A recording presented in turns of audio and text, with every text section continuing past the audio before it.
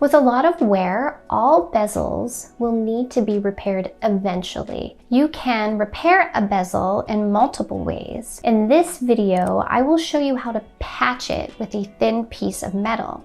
Materials that you will need today are a thinning bezel, flat stock that matches your bezel, half round pliers, a needle file, a small ball burr, flush cutters, your soldering setup, flux, saving solution, a third hand, easy or repair solder, rubber wheels, and a polishing machine.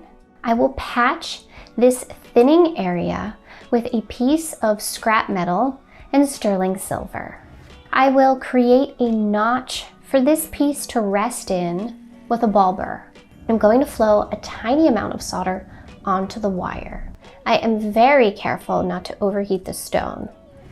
Now I will shape the patch or added wire with my needle file and rubber wheels.